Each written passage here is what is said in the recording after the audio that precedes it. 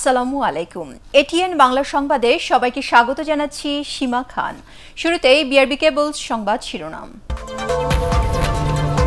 কানাডায় প্রবেশ করতে না পেরে দেশে ফিরলেন ডাক্তার মুরাদ হাসান। ডিজিটাল নিরাপত্তা আইনে ৩ মামলা।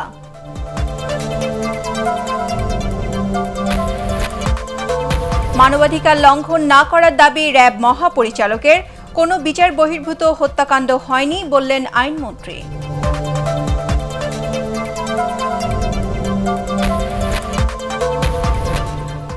র্যাবের বিষয়ে যুক্তরাষ্ট্রের সিদ্ধান্ত একপেশে মনে করে আওয়ামী লীগ, দেশের জন্য কলঙ্কজনক বলছে বিএনপি।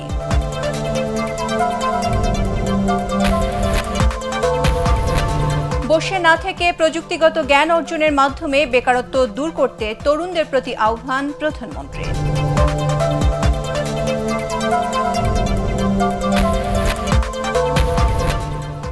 এবং করোনায় দেশে আরও ৬ জনের মৃত্যু, ওমিক্রনের কারণে তৃতীয় ঢেউয়ের আশঙ্কা স্বাস্থ্যমন্ত্রীর।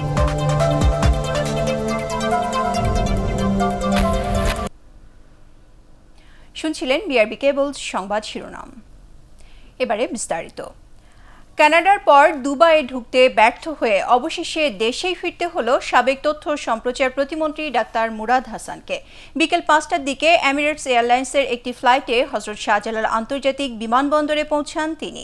এর আগে কানাডায় ঢোকার চেষ্টা করে ব্যর্থ হলে সেখান থেকে দুবাইগামী একটি ফ্লাইটে তাকে তুলে দেওয়া হয়। একরামুল হক সাইমের রিপোর্ট। বিদেশে গিয়েও নিজেকে আড়াল করার সব চেষ্টায় ব্যর্থ হল সংসদ সদস্য ডাক্তার মুরাদ হাসানের। তড়িঘড়ি সিদ্ধান্ত কোনো কাজে এলো না। মুখোশে নিজেকে লুকালেও আলোচনার বাইরে যেতে পারেননি তিনি। ফলে আবারও টক অব দ্য কান্ট্রি সাবেক তথ্য ও সম্প্রচার প্রতিমন্ত্রী।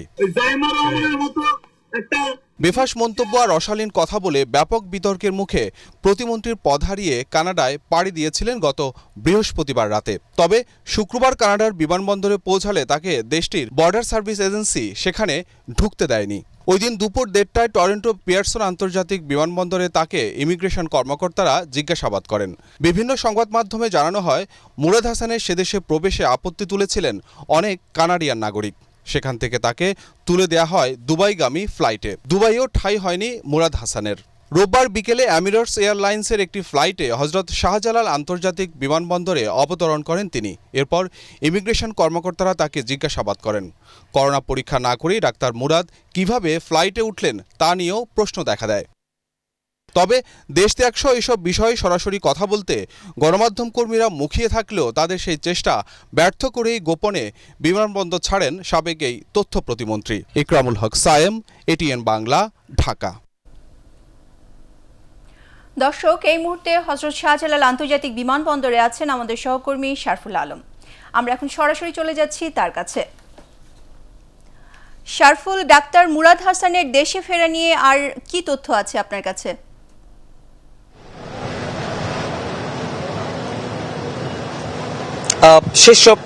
শেষ মুহূর্তের তথ্যটি বলে সেটা হচ্ছে তিনি যখন এখান থেকে ৬টার কিছুক্ষণ পর অভ্যন্তরীণ যে বিমানবন্দর আছে সেখান থেকে তিনি কিন্তু বের হয়ে যান এবং বের হয়ে তিনি উত্তরা জসিমউদ্দিন যে রোডটা আছে সেদিক থেকে তিনি সেদিকে উনি চলে যান।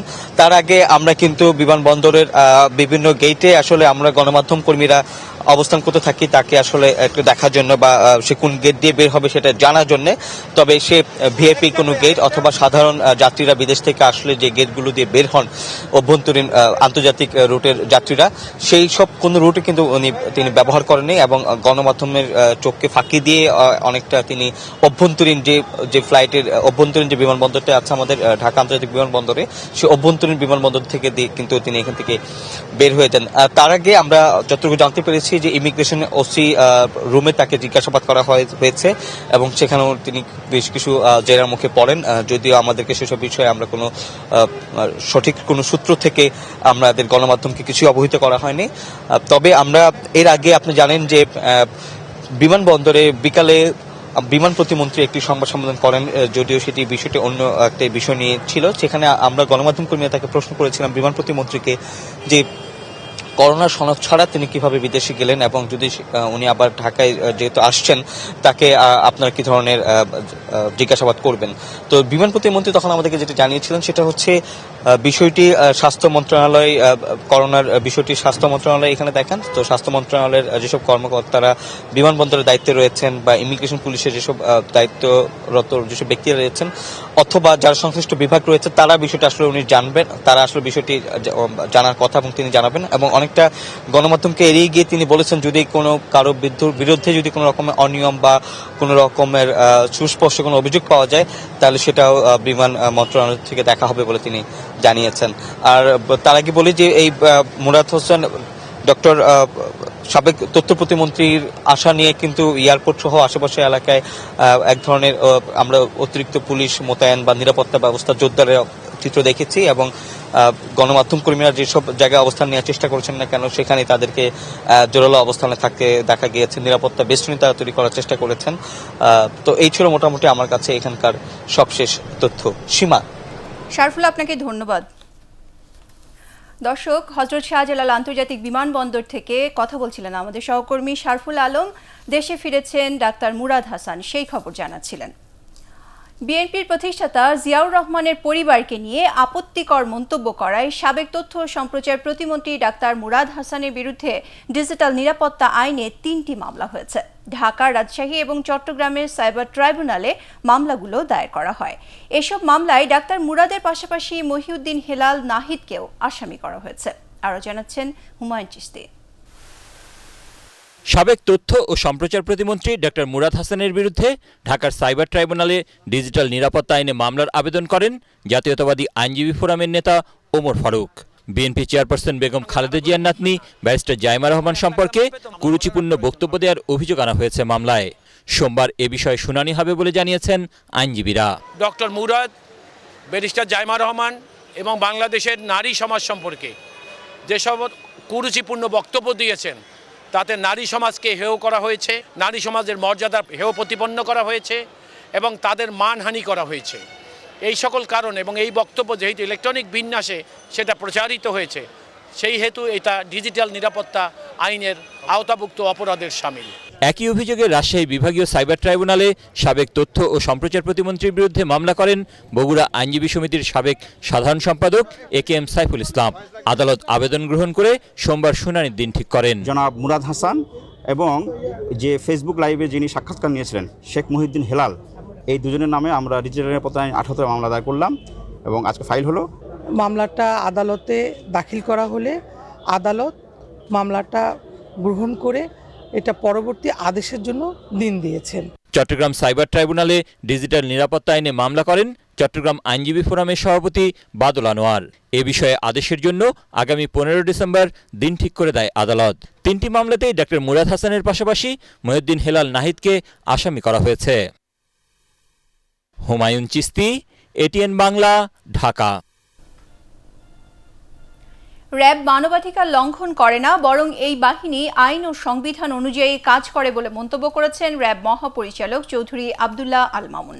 বরগুনার পাথরঘাটায় জেলেদের সাথে মতবিনিময়কালে তিনি এ মন্তব্য করেন। তিনি আরও বলেন, উপকূলীয় মানুষের জীবন জীবিকার নিরাপত্তা ও সন্ত্রাস দমনে সংবিধানের নির্দেশনা মেনে কাজ করছে র্যাব।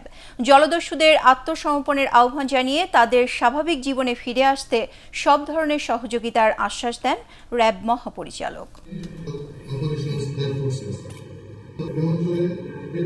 আমাদের স্বাধীন মিডিয়া আছে, সুশীল সমাজ আছে, সব দিক থেকে এটা পুঙ্খানুপুঙ্খভাবে প্রতিটি বিষয় যাচাই বাছাই করা হয়। এখানে আমাদের মানবাধিকার লঙ্ঘনের কোনো সুযোগই নেই, সবকিছু আইন এবং বিধির আলোকে সংগঠিত হচ্ছে। বাংলাদেশে কোনো বিচার বহির্ভূত হত্যাকাণ্ড হয়নি বলে দাবি করেছেন আইনমন্ত্রী আনিসুল হক। তার মতে, র্যাবের বর্তমান ও সাবেক কর্মকর্তাদের বিরুদ্ধে যুক্তরাষ্ট্রের মানবাধিকার লঙ্ঘনের অভিযোগ কল্পনাপ্রসূত এবং একপাক্ষিক। রাজধানী বিচার প্রশাসন প্রশিক্ষণ ইনস্টিটিউটে বিচারকদের প্রশিক্ষণ কোর্সের উদ্বোধনী অনুষ্ঠানে তিনি এসব কথা বলেন। মনির হোসেন তপুর রিপোর্ট। সম্প্রতি দেশের এলিট ফোর্স র্যাবের বর্তমান ও সাবেক 7 কর্মকর্তার বিরুদ্ধে যুক্তরাষ্ট্রের আনা মানবাধিকার লঙ্ঘনের অভিযোগ নিয়ে সাংবাদিকদের মুখোমুখি হন আইনমন্ত্রী আনিসুল হক। তিনি বলেন এই নিষেধাজ্ঞাটি দেওয়া হয়েছে কল্পনাপ্রসূত, কারোর সাথে কোনো ধরনের আলোচনা করা হয়নি। বাংলাদেশের কোনো বিচার বহির্ভূত হত্যা হয় নাই, হত্যাকাণ্ড হয় নাই। যাদের বিরুদ্ধে এই স্যাংশন দেওয়া হয়েছে তাদের পক্ষ শোনা হয়েছে বলে আমার মনে হয় না। আর আমি এটাও দ্ব্যর্থহীন ভাষায় বলতে চাই, যেই সব দোষে র্যাব বা অন্যান্য প্রতিষ্ঠানগুলিকে দোষী করা হয়েছে তা কিন্তু ঠিক নয় এবং এটা কল্পনাপ্রসূত। এছাড়া মুক্তিযুদ্ধের সময় বুদ্ধিজীবী হত্যাকাণ্ডের দায়ে কারাদণ্ডপ্রাপ্ত পলাতক 2 আসামি জামায়াত নেতা ব্রিটেন প্রবাসী চৌধুরী মঈনুদ্দিন ও আশরাফুজ্জামানকে দেশে ফিরিয়ে আনতে আবেদন করা হবে বলেও জানিয়েছেন আইনমন্ত্রী। ব্রিটিশ হাই কমিশনারের সাথে একটা সাক্ষাৎকার হয়েছে এবং সেখানে আমি এই 2 জনকে আমাদের দেশে ফিরিয়ে আনার জন্য দাবি করেছি। তিনি আমাকে বলেছেন যে আমরা যেন ফর্মালি এই দাবি করি। আমি তাদেরকে ফিরিয়ে দেওয়ার জন্য ফর্মালি দাবি করব। এর আগে জেলা ও দায়রা জজ এবং সমপর্যায়ের বিচার বিভাগীয় কর্মকর্তাদের 26তম প্রশিক্ষণ কোর্সের উদ্বোধন করেন আইনমন্ত্রী।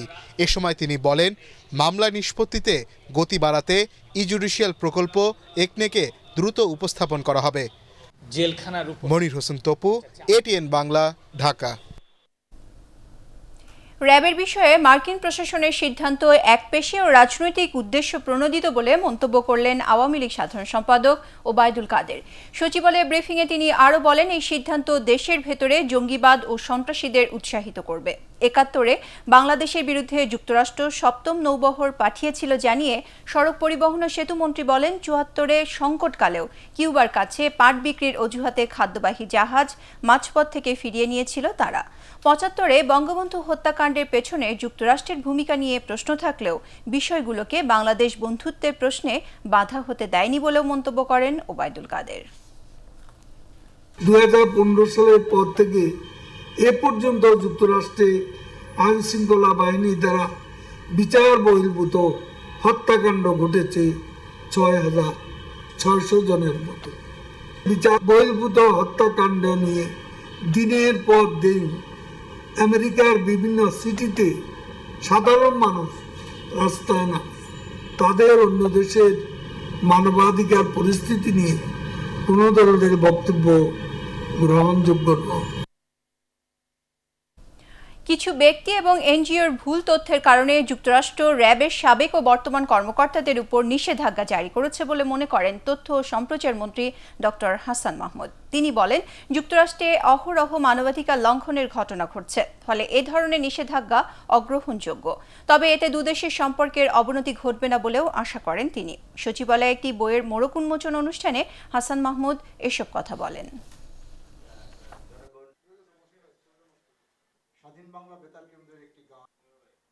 র্যাবের কর্মকর্তাদের উপর মার্কিন ট্রেজারি ডিপার্টমেন্ট যেভাবে ব্যান আরোপ করেছে, এটা অনভিপ্রেত, দুঃখজনক, অগ্রহণযোগ্য।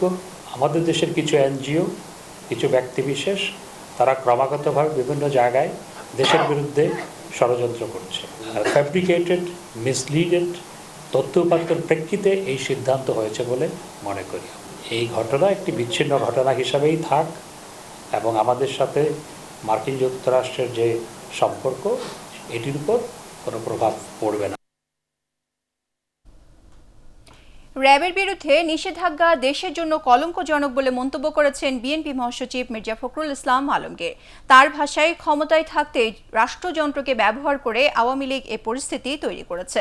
ঢাকা রিপোর্টার্স ইউনিটিতে এক অনুষ্ঠানে বিএনপি চেয়ারপারসন বেগম খালেদা জিয়ার মুক্তি ও বিদেশে চিকিৎসার দাবি আদায়ে কঠোর আন্দোলনের হুঁশিয়ারি দেন তিনি। কামরুজ্জামান রাজীবের রিপোর্ট। ঢাকা রিপোর্টার্স ইউনিটিতে জাতীয়তাবাদী কৃষক দলের প্রতিষ্ঠাবার্ষিকীর আলোচনা সভায় অংশ নিয়ে বিএনপি মহাসচিব দাবি আদায়ে সংগঠনকে শক্তিশালী করার তাগিদ দেন। এ সময় র্যাবের উপর মার্কিন নিষেধাজ্ঞার বিষয়ে মির্জা ফখরুল বলেন, আওয়ামী লীগ নিজেদের ক্ষমতা চিরস্থায়ী করতেই আইন শৃঙ্খলা রক্ষাকারী বাহিনীকে হাতিয়ার হিসেবে ব্যবহার করছে। আমাদের কোনো প্রতিষ্ঠানের উপরে, আমাদের কোনো কর্মকর্তাদের উপরে এই ধরনের একটা কলঙ্কজনক আপনার একটা সিদ্ধান্ত চাপিয়ে দেওয়া হয়েছে বা আমাদের দেশের জন্য লজ্জা সৃষ্টি করা হয়েছে। আজকে আওয়ামী লীগ এই অবস্থা তৈরি করেছে যে আমাদের দেশের প্রতিষ্ঠান যেগুলোকে নিয়ে আমার গর্ব করা উচিত, সেই প্রতিষ্ঠানগুলোকে তারা ধ্বংস করে দিয়ে শুধুমাত্র তাদের ক্ষমতাকে চিরস্থায়ী করবার জন্য। বিএনপি মহাসচিব আরও অভিযোগ করেন, জনপ্রিয়তার ভয়ে খালেদা জিয়াকে বন্দী করে রাখা হয়েছে। এখন চিকিৎসা বঞ্চিত করে রাজনৈতিক শিষ্টাচার বহির্ভূত কথা বলছে সরকার। যে দেশনেত্রী বেগম খালেদা জিয়া তার সুচিকিৎসা পাওয়ার জন্য বিদেশে তাকে পাঠানোর জন্য এই শুধু কথাই হবে না, বা তো আমরা যে আন্দোলন শুরু করেছি এই আন্দোলনের গতি প্রকৃতিকে আরও কঠোর করতে হবে, আরও দুর্বার করতে হবে, এবং দুর্বার গণ আন্দোলনের মধ্য দিয়ে তাকে মুক্ত করেই আমরা তার সুচিকিৎসার জন্য তাকে বাইরে পাঠাতে পারবো, তাকে আবার আমাদের মাঝে ফিরিয়ে আনতে পারবো। মানুষের সব অধিকার কেড়ে নিয়ে আওয়ামী লীগ দেশে বন্দি দশা তৈরি করেছে দাবি করে বিএনপি মহাসচিব বলেন, দেশকে বাঁচাতে দুর্বার গণ আন্দোলনের বিকল্প নেই। কামরুজ্জামান রাজীব, এটিএন বাংলা, ঢাকা। বসে না থেকে প্রযুক্তিগত জ্ঞান অর্জনের মাধ্যমে বেকারত্ব দূর করতে তরুণদের প্রতি আহ্বান জানিয়েছেন প্রধানমন্ত্রী শেখ হাসিনা। ডিজিটাল বাংলাদেশ দিবস উদযাপন ও পুরস্কার বিতরণ অনুষ্ঠানে তিনি বলেন, তরুণরা যত বেশি সুযোগ কাজে লাগাবে দেশ ততই এগিয়ে যাবে। 2041 সালের উন্নত সমৃদ্ধ বাংলাদেশ গড়ার সৈনিকরা প্রস্তুত বলেও জানান প্রধানমন্ত্রী। আপিল মাহমুদের রিপোর্ট। সরকারি ও বেসরকারি উদ্যোগে নির্মিত অ্যাপসের মাধ্যমে সারা দেশে ডিজিটাল পদ্ধতিতে সহজেই সেবা নিতে পারছে জনগণ। তথ্য প্রযুক্তির মাধ্যমে মানুষের জীবনযাত্রা সহজ করায় এসব উদ্যোক্তারা এবার পেল জাতীয় ডিজিটাল পুরস্কার। বঙ্গবন্ধু আন্তর্জাতিক সম্মেলন কেন্দ্রে আয়োজিত ডিজিটাল বাংলাদেশ দিবসের অনুষ্ঠানে গণভবন থেকে ভার্চুয়ালি যুক্ত হয়ে প্রধানমন্ত্রী শেখ হাসিনা বলেন, লক্ষ্য স্থির করেই ডিজিটাল বাংলাদেশ গড়তে এগিয়ে যাচ্ছে সরকার। আমার মনে হয় যে এটা সকল খাতকে ছাড়িয়ে যাবে এই ডিজিটাল ডিভাইস আমরা যদি রপ্তানি করতে পারি। আর তার জন্য একটা সুনির্দিষ্ট লক্ষ্য স্থির করা হয়েছে যে 2025 সাল নাগাদ এই ডিজিটাল ডিভাইসের খাতে $5 বিলিয়ন রপ্তানি উন্নীত হবে। 2041 সালের উন্নত দেশ গড়ার সৈনিক প্রস্তুত করার কথা উল্লেখ করে তিনি আরো বলেন, বেকারত্ব দূর করতে সব ধরনের সুযোগ সৃষ্টি করছে সরকার। অনেক সময় লেখাপড়া শিখে বসে থাকে, কি করবে তার পথ খুঁজে পায় না। স্টার্ট আপ প্রোগ্রাম যেটা চালু করা হলো, সেখানে আমরা বাজেটে আলাদা টাকাও রেখেছি, কাজেই স্টার্ট আপ ইকোসিস্টেম গড়ে তোলা হয়েছে। সেখানে কিন্তু আমাদের সবাই কাজ করার একটা সুযোগ পাচ্ছে, আর সেই সুযোগটাও কাজে লাগাতে হবে। এই তরুণ সমাজ এবং আমাদের যারা শিশু কিশোর তাদেরকে আমরা যত বেশি প্রশিক্ষণ দিতে পারবো এবং এই তথ্য প্রযুক্তির সাথে পরিচয় করাতে পারবো এবং তাদের জন্য সুযোগ সৃষ্টি করে দিতে পারবো, ততই বেশি আমাদের দেশ এগিয়ে যাবে। এ সময় দেশের 2660 ইউনিয়নে ব্রডব্যান্ড সংযোগ প্রকল্পের উদ্বোধন করেন প্রধানমন্ত্রী শেখ হাসিনা। আপিল মাহমুদ, এটিএন বাংলা, ঢাকা।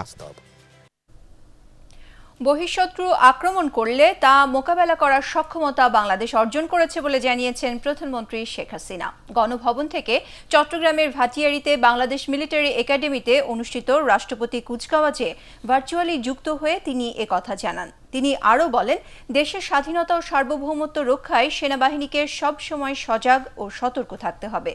যে কোনো পরিস্থিতিতে জনগণের পাশে দাঁড়াতে সশস্ত্র বাহিনীকে নির্দেশ দেন প্রধানমন্ত্রী শেখ হাসিনা।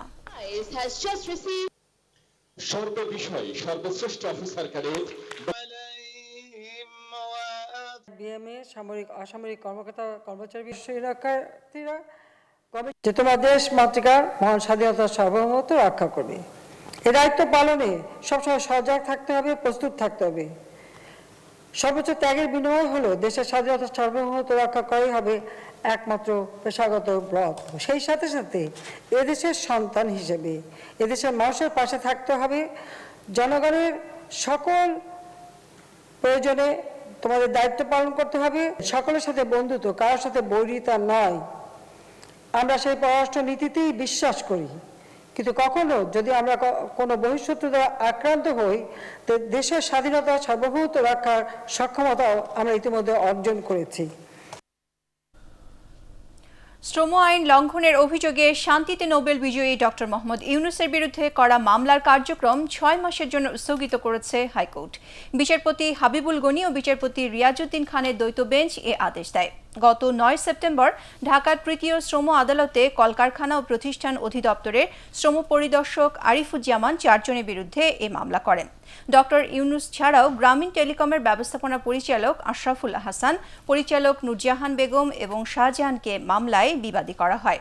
মামলায় শ্রমিক কল্যাণ ফাউন্ডেশনে নির্দিষ্ট লভ্যাংশ জমা না দেয়া, শ্রমিকদের চাকরি স্থায়ী না করা ও গণছুটি নগদায়ন না করার অভিযোগ আনা হয়। পরে মামলার বৈধতা চ্যালেঞ্জ করে হাইকোর্টে আবেদন করা হয়। করোনা ভাইরাসে দেশে আরও 6 জনের মৃত্যু হয়েছে। তাদের মধ্যে 4 জন পুরুষ ও 2 জন নারী। রাজশাহী ও রংপুর বিভাগে 2 জন করে মারা গেছেন। এ নিয়ে মৃতের সংখ্যা বেড়ে দাঁড়ালো 28,028 জনে। সবশেষ 24 ঘন্টায় 21,612 জনের নমুনা পরীক্ষায় আরও 329 জনের করোনা শনাক্ত হয়েছে। শনাক্তের হার 1.52%। নতুন করে সুস্থ হয়েছেন 288 জন। স্বাস্থ্য অধিদপ্তরের সংবাদ বিজ্ঞপ্তিতে এসব তথ্য জানানো হয়। ওমিক্রনের কারণে দেশে করোনার তৃতীয় ঢেউয়ের আশঙ্কা ব্যক্ত করেছেন স্বাস্থ্যমন্ত্রী জাহিদ মালেক। এ বিষয়ে সবাইকে সতর্ক হওয়ার আহ্বান জানান তিনি। ঢাকা মেডিকেল কলেজ হাসপাতালে নতুন অক্সিজেন জেনারেটরের উদ্বোধনী অনুষ্ঠানে তিনি এসব কথা বলেন। এ সময় ভারতীয় হাইকমিশনার বিক্রম কুমার দোরাইস্বামী বলেন, করোনা মোকাবেলায় সবসময় ভালো বন্ধু হয়ে বাংলাদেশের সাথে আছে ভারত। ইমদাদুল্লাহ বাবুর রিপোর্ট। ঢাকা মেডিকেল কলেজ হাসপাতালে স্থাপিত নতুন এই অক্সিজেন জেনারেটর প্রতি মিনিটে 1000 লিটার মেডিকেল অক্সিজেন উৎপাদন করে, যা পুরো হাসপাতালে কেন্দ্রীয়ভাবে সরবরাহ করা হচ্ছে। বন্ধু প্রতিম দেশ ভারতের উপহার এই যন্ত্রটি উদ্বোধন করেন স্বাস্থ্যমন্ত্রী জাহিদ মালেক ও বাংলাদেশে নিযুক্ত দেশটির হাইকমিশনার বিক্রম দোরাইস্বামী। পরে আলোচনা অনুষ্ঠানে স্বাস্থ্য অধিদপ্তরের মহাপরিচালক ABM খুরশিদ আলম জানান, আপাতত দেশের 30টি জেলায় অক্সিজেন জেনারেটর স্থাপন করা হবে। করোনা মোকাবিলায় জটিল রোগীদের জন্য অক্সিজেন সরবরাহ নিশ্চিতে যন্ত্রটি সহায়ক হবে বলেও জানান তিনি। যতগুলো জেলা হাসপাতাল আছে, প্রায় প্রতিটি জেলা হাসপাতালে আমরা একটি করে অক্সিজেন জেনারেটর দেওয়ার ব্যবস্থা করেছি। বেশ কিছু অক্সিজেন জেনারেটর এসছে, সংখ্যায় সেটির পরিমাণ 30, আরও প্রায় 40টি জেনারেটর আসবে। অনুষ্ঠানে স্বাস্থ্যমন্ত্রী বলেন, দেশে ওমিক্রনে আক্রান্ত 2 নারী খেলোয়াড় ভালো আছেন। নতুন করে কারো মধ্যে এটি এখনো ছড়ায়নি। এ সময় ভারতীয় হাইকমিশনার জানান, করোনার তৃতীয় ঢেউ মোকাবিলায় 2 দেশ একসাথে কাজ করবে। As part of our commitment to our friendship with Bangladesh, our COVID-related health cooperation included the provision of supply of PPE kits, medical equipment, testing kits, vaccines, and through capacity building and experience sharing workshops. Bangladesh also reciprocated with great generosity to send us medicines and other useful items during our second wave. So as friends, we're always there for each other. আমাদেরকে খুবই সজাগ থাকতে হবে, কারণ সংক্রমণের দিক দিয়ে সেটা ডেল্টা ভেরিয়েন্ট থেকে অনেক বেশি। অনেক লোক আমাদের দেশেও মৃত্যুবরণ করেছে। আমরা আর এই তৃতীয় ওয়েভ আমরা চাচ্ছি না, আমরা দ্বিতীয় ওয়েভের মধ্যেই এর সমাপ্ত করতে চাই। মন্ত্রী আরও জানান, ঢাকা মেডিকেল কলেজ হাসপাতালকে আগামীতে 5000 শয্যার হাসপাতালে রূপান্তর করা হবে। ইমদাদুল্লাহ বাবু, ATN বাংলা, ঢাকা। ওমিক্রন নিয়ে দুশ্চিন্তা বাড়ছে ক্ষুদ্র কুটির শিল্পের উদ্যোক্তাদের মাঝে। শীত ও নতুন বছর শুরুর মৌসুমে ব্যবসা যখন সচল হচ্ছিল, তখন ওমিক্রনের প্রভাবে আবারও লোকসানে পড়ার আশঙ্কা তাদের। ব্যবসা সচল রেখে এ ভাইরাস মোকাবেলার দাবি তাদের। তবে পরিস্থিতি যাই হোক, সরকার এবার আগে থেকে সব প্রস্তুতি নিয়েছে বলে জানিয়েছেন বাণিজ্যমন্ত্রী টিপু মুন্সি। শারফুল আলমের রিপোর্ট। স্থানীয় পোশাক শিল্পের সবচেয়ে বড় মৌসুম শীত। এর সাথে যুক্ত হয়েছে নতুন বছরের বাড়তি পণ্যের অর্ডারও। পরিকল্পনা অনুযায়ী ক্ষুদ্র ও কুটির শিল্পের উদ্যোক্তারা কাজ করে যাচ্ছেন। স্বাস্থ্যবিধি মেনে চলছে কারখানার উৎপাদন কার্যক্রম।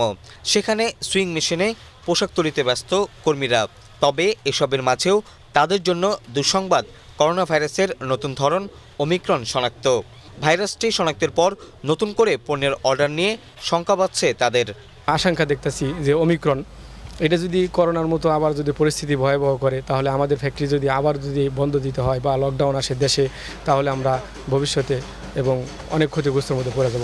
যাদের ক্ষতি হয়েছে তাদেরকে আমরা ক্ষতিপূর্ণ দিয়ে আবার রিভাইভ করতে পারছি, কিন্তু যারা একেবারে রাস্তায় নেমে গেছে তাদেরকে আবার রিহ্যাবিলিটেট করতে কিন্তু আপনি 1-2 বছরে পারবেন না, প্রচুর সময় লাগবে। তো এইটা যেন আবার না হয়, আমাদের অর্থনীতির চাকা কিন্তু আবার ঘুরে দাঁড়াচ্ছে, এই গতিটাতে কোনোভাবেই বাধাগ্রস্ত হতে দেওয়া যাবে না। করোনা শনাক্তের 2 বছর পর অর্থনীতি ঘুরে দাঁড়াচ্ছে, এমন সময় ওমিক্রন নিয়ে নতুন করে পরিকল্পনা নিতে হবে বলে মনে করছেন অনেকেই। এসএমই উদ্যোক্তাদের জন্য সরকার আগের মতোই প্রণোদনার উদ্যোগ নেবে বলে আশা করছেন এই খাতের বিশেষজ্ঞরা।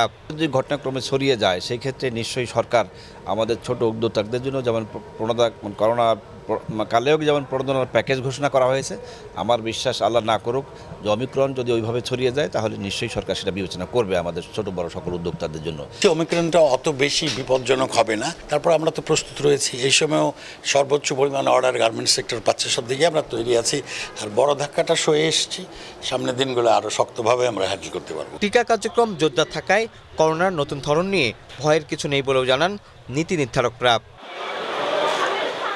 শরফুল আলম, এটিএন বাংলা, ঢাকা। রাজধানীর উত্তরার দিয়াবাড়ি থেকে আগারগাঁও পর্যন্ত পরীক্ষামূলক চলল মেট্রো রেল। কোনো ধরনের সমস্যা ছাড়াই তৃতীয় দফায় পরীক্ষামূলক চলাচল সম্পন্ন করেছে Dhaka mass rapid transit company limited. আগামী বছরের ডিসেম্বরে নগরবাসী যাতায়াত করতে পারবেন তাদের স্বপ্নের মেট্রো রেলে। শফিকুল ইসলাম শামীমের রিপোর্ট।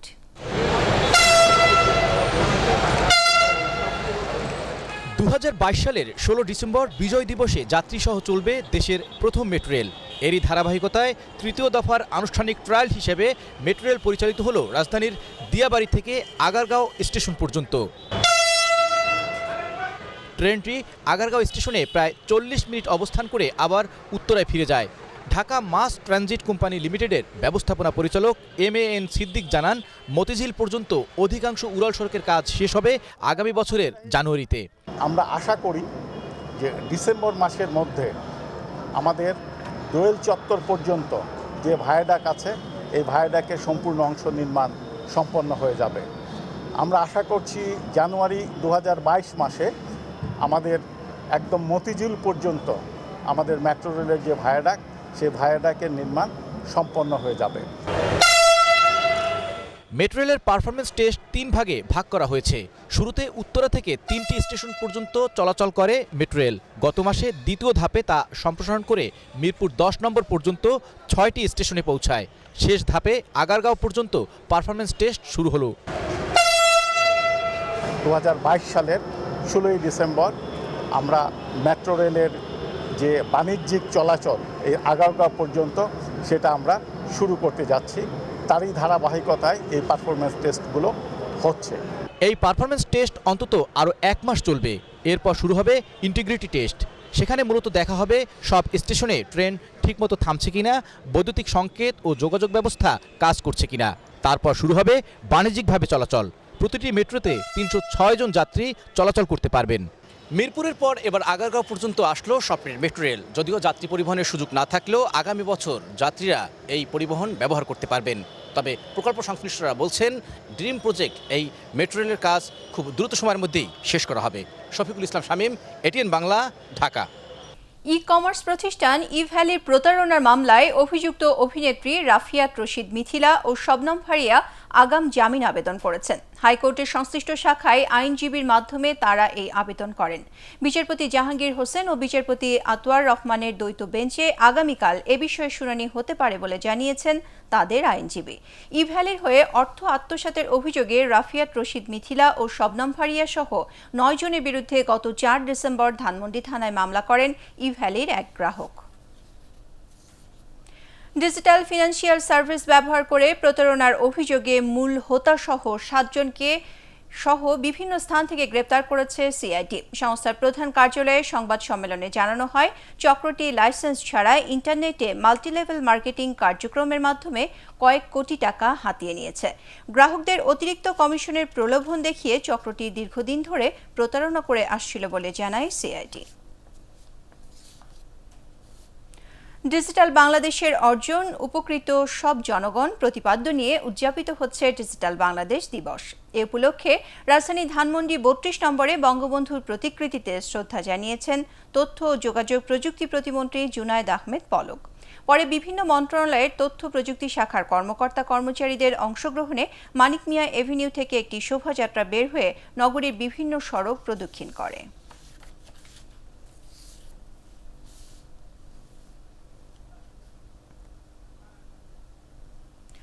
ডিজিটাল বাংলাদেশের সুফল দেশের ১৭ কোটি মানুষই পাচ্ছেন বলে মন্তব্য করেছেন খাদ্যমন্ত্রী সাধন চন্দ্র মজুমদার। নওগাঁয় ডিজিটাল বাংলাদেশ দিবসের উদ্বোধনী অনুষ্ঠানে তিনি এ মন্তব্য করেন। তিনি আরও বলেন, ডিজিটাল বাংলাদেশের কল্যাণে করোনা মহামারীর সময় ঘরে বসেই সব ধরনের কার্যক্রম পরিচালনা করা সম্ভব হয়েছিল। এ সময় নতুন প্রজন্মকে ডিজিটাল বাংলাদেশের সুবিধার অপব্যবহার না করারও আহ্বান জানান খাদ্যমন্ত্রী।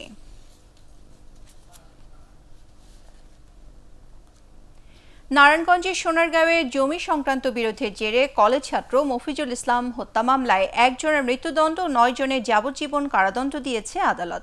সেই সাথে মৃত্যুদণ্ডপ্রাপ্ত আসামি জাহিদুল ইসলামকে ৫০,০০০ টাকা ও যাবজ্জীবন সাজাপ্রাপ্ত আসামিদের ৩০,০০০ টাকা করে অর্থদণ্ড দেওয়া হয়েছে। নারায়ণগঞ্জের অতিরিক্ত জেলা ও দায়রা জজ দ্বিতীয় আদালতের বিচারক সাবিনা ইয়াসমিন এ আদেশ দেন। রায় ঘোষণার সময় দণ্ডপ্রাপ্ত ৭ জন আদালতে হাজির থাকলেও এখনও ৩ আসামি পলাতক।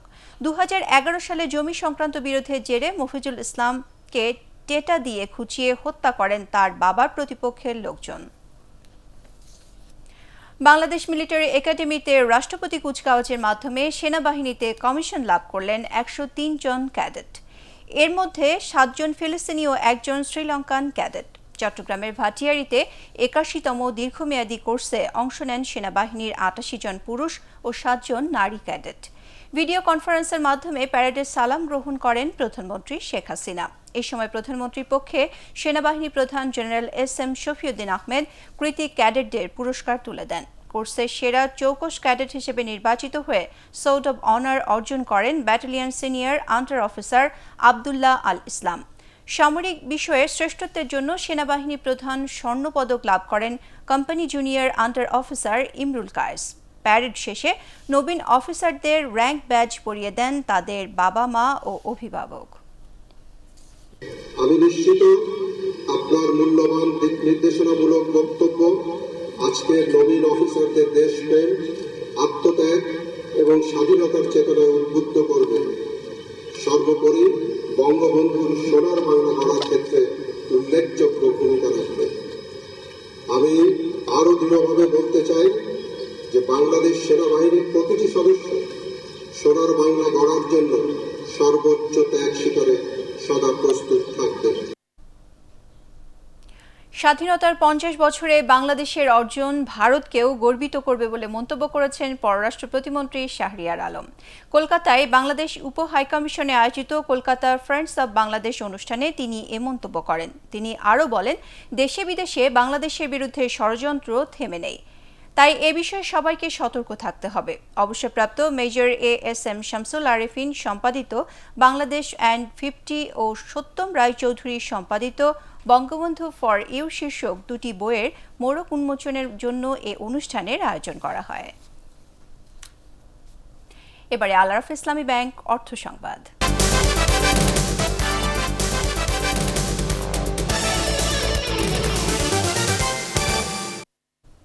রাজধানীর ফার্মগেটে বাংলাদেশ কৃষি গবেষণা কাউন্সিল BARC চত্বরে চালু হলো কানাডার সাসকাচুয়ান বিশ্ববিদ্যালয়ের global institute for food security GIFS এর আঞ্চলিক কার্যালয়।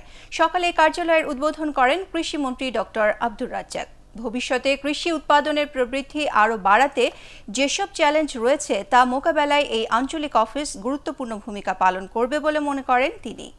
অনুষ্ঠানে GIFS কানাডা এবং BARCর মধ্যে একটি চুক্তি সই হয়। কৃষি মন্ত্রণালয়ের সিনিয়র সচিব মিসবাহুল ইসলাম, কানাডার হাইকমিশনার বেনোয়াট প্রেফন্টেইন, কানাডায় নিযুক্ত বাংলাদেশের high commissioner doctor Khalilur Rahman, GIFS এর চিফ অপারেটিং অফিসার স্টিফেন ভিসার এ সময় অন্যান্যের মধ্যে উপস্থিত ছিলেন।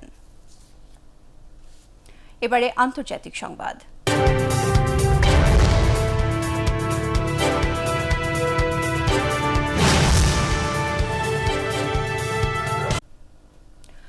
যুক্তরাষ্ট্রে শক্তিশালী টর্নেডোর আঘাতে মৃতের সংখ্যা 100 ছাড়াতে পারে বলে আশঙ্কা করা হচ্ছে। শুক্রবার সে দেশের মধ্য পশ্চিমাঞ্চলে আঘাত হানে 30টিরও বেশি টর্নেডো। লণ্ডভণ্ড হয় কেন্টাকি সহ 6 অঙ্গরাজ্য। পরে কমপক্ষে 83 জনের মরদেহ উদ্ধার করা হয়। আরও জানাচ্ছেন বরকতুল্লাহ সুজন। যেন কোনো বিশালাকার দৈব দানবের দন্তনখের আঁচড়ে তছনছ কেন্টাকি। মাটির সাথে মিশে গেছে ইটকাঠের ঘরবাড়ি, ব্যবসা প্রতিষ্ঠান, শিল্প কারখানা, বৃক্ষ, সবকিছু। আমেরিকার ইতিহাসে একে দেখা হচ্ছে অন্যতম ভয়ানক দুর্যোগ হিসেবে। টর্নেডোয় সবচেয়ে বেশি ক্ষয়ক্ষতি হয় কেন্টাকিতে। এছাড়াও লণ্ডভণ্ড হয় ইলিনয়, মিসৌরি, টেনেসি, মিসিসিপি ও আরকানসাস রাজ্য। ঝড় আসার আগে ও পরের এই সব স্যাটেলাইট ছবি দেখেই বোঝা যায় কতটা ভয়ানক সময় গেছে এই সব ঘরের বাসিন্দাদের। সেসব ধ্বংসস্তূপ থেকেই এখন বেরিয়ে আসছে মরদেহ। স্থানীয়রা বলছেন, নিখোঁজ কাউকে জীবিত পাওয়া গেলে তা হবে বিস্ময়কর ঘটনা। এদিকে দুর্গতদের জন্য প্রয়োজনীয় সবকিছু করার আশ্বাস দিয়েছেন প্রেসিডেন্ট জো বাইডেন। একই সঙ্গে এতগুলো টর্নেডোর আঘাত হানার সাথে জলবায়ু পরিবর্তনের কোনো সম্পর্ক রয়েছে কিনা তাও খতিয়ে দেখার ঘোষণা দেন তিনি।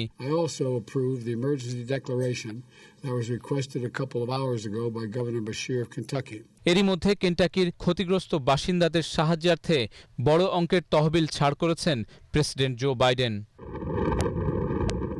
বরকতুল্লাহ সুজন, এটিএন বাংলা। কিশোরীদের বয়ঃসন্ধিকালে স্বাস্থ্যসেবা নিশ্চিতে সরকারিভাবে প্রচারণায় আরও বেশি জোর দেওয়া প্রয়োজন বলে মনে করেন বেসরকারি সংস্থার প্রতিনিধিরা। এজন্য উপজেলা ও ইউনিয়ন পর্যায়ের স্বাস্থ্যকর্মীদের আন্তরিকতার সাথে সেবা দেওয়ার তাগিদ দেন তারা। রাজধানী একটি হোটেলে প্ল্যান বাংলাদেশ আয়োজিত অনুষ্ঠানে আলোচকরা এসব কথা বলেন। সেই সাথে জেলা উপজেলায় স্যানিটারি ন্যাপকিনের ব্যবহার বাড়াতে স্বাস্থ্য কেন্দ্রগুলোকে কার্যকর ভূমিকা নেয়ার তাগিদও দেন বক্তারা। রাজধানীর ধানমন্ডিতে ট্রান্সপারেন্সি ইন্টারন্যাশনাল বাংলাদেশ টিআইবি আয়োজিত দুর্নীতি বিরোধী কার্টুন প্রদর্শনী চলছে। মাইডাস সেন্টারে টিআইবি কার্যালয়ে সপ্তাহব্যাপী এই প্রদর্শনী চলবে আগামী 16 ডিসেম্বর পর্যন্ত। প্রদর্শনীতে স্থান পেয়েছে মোট 53টি দুর্নীতি বিরোধী কার্টুন। কার্টুনের মধ্যে সমাজের নানা অনিয়ম ও দুর্নীতি তুলে ধরতে এই প্রদর্শনীর আয়োজন করেছে টিআইবি। এতে করোনায় স্বাস্থ্য ও শিক্ষা খাতে নানা অনিয়ম এবং দুর্নীতির চিত্র ফুটে উঠেছে।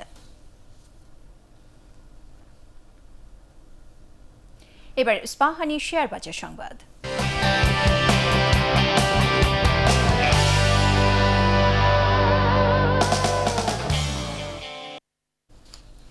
সপ্তাহের প্রথম কার্যদিবসে ঢাকা স্টক এক্সচেঞ্জে লেনদেন বাড়লেও সূচকের পতন হয়েছে। প্রধান মূল্য সূচক ডিএসইএক্স 64 পয়েন্ট কমে ৬,৯২০ পয়েন্টে দাঁড়িয়েছে।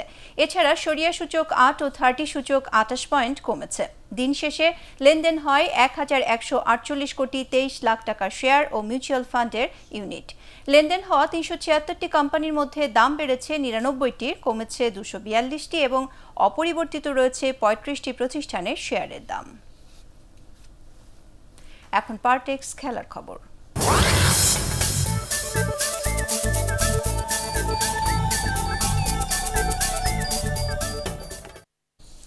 নিউজিল্যান্ডে 3 দিনের রুম কোয়ারেন্টাইন শেষে হোটেল কক্ষ থেকে বের হওয়ার সুযোগ পেয়েছে বাংলাদেশ ক্রিকেট দল।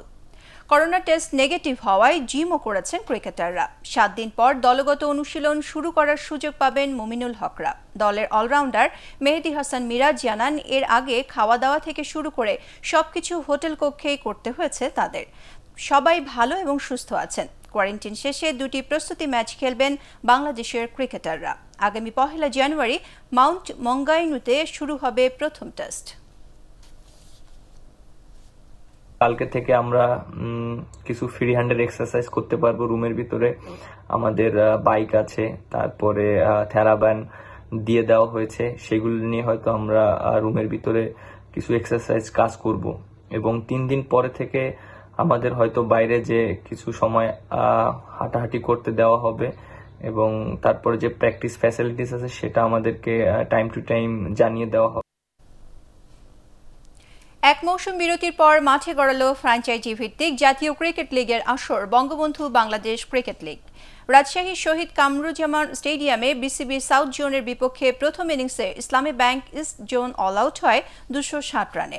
সর্বোচ্চ 61 রান করেন মোহাম্মদ আশরাফুল। এছাড়া 46 রান আসে ইমরুল কায়েসের ব্যাট থেকে। জবাবে বিনা উইকেটে 3 রান নিয়ে খেলা শেষ করে সাউথ জোন। আরেক খেলায় চট্টগ্রামে বিসিবি নর্থ জোনের বিপক্ষে আগে ব্যাট করে 219 রানে অল আউট হয় ওয়ালটন সেন্ট্রাল জোন। জবাবে প্রথম দিন শেষে কোনো উইকেট না হারিয়ে 61 রান তোলে নর্থ জোন। স্প্যানিশ লা লিগায় রাতে আলাদা ম্যাচে মাঠে নামছে বার্সেলোনা ও রিয়াল মাদ্রিদ। ওসাসুনার বিপক্ষে খেলবে কাতালানরা। উয়েফা চ্যাম্পিয়ন্স লিগের নকআউট পর্বের আগেই বিদায় নেয়ার পর প্রথম মাঠে নামছে জাভি হার্নান্দেজের দল। 23 পয়েন্ট নিয়ে লিগ টেবিলের 8 নম্বরে আছে বার্সা। এর আগে লিগে সবশেষ ম্যাচেও পরাজয় নিয়ে মাঠ ছাড়েন সার্জিও বুস্কেটসরা।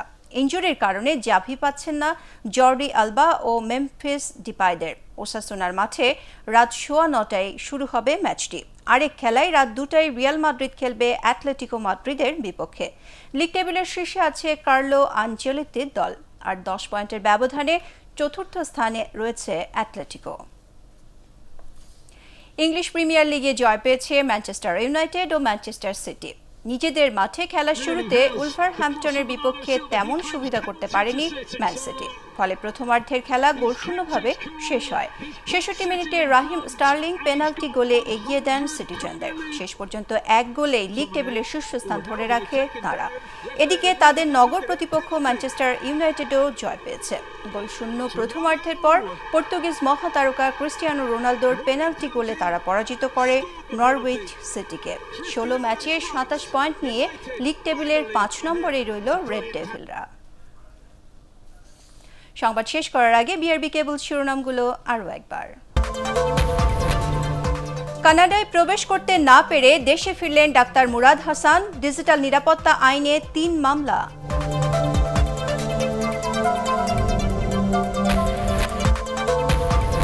মানবাধিকার লঙ্ঘন না করার দাবি র্যাব মহাপরিচালকের। কোনো বিচার বহির্ভূত হত্যাকাণ্ড হয়নি বললেন আইনমন্ত্রী।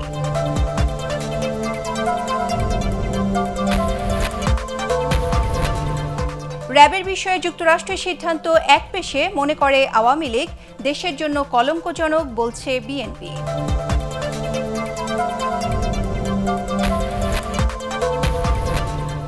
বসে না থেকে প্রযুক্তিগত জ্ঞান অর্জনের মাধ্যমে বেকারত্ব দূর করতে তরুণদের প্রতি আহ্বান প্রধানমন্ত্রীর।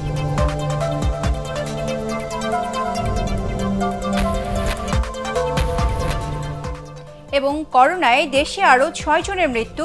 ওমিক্রনের কারণে তৃতীয় ঢেউয়ের আশঙ্কা স্বাস্থ্যমন্ত্রীর।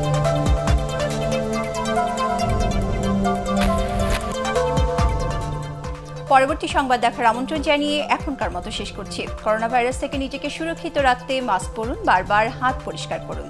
এটিএন বাংলা সংবাদ ইউটিউবে দেখতে ব্রাউজ করুন youtube.com/ATN বাংলা নিউজ। ধন্যবাদ সবাইকে।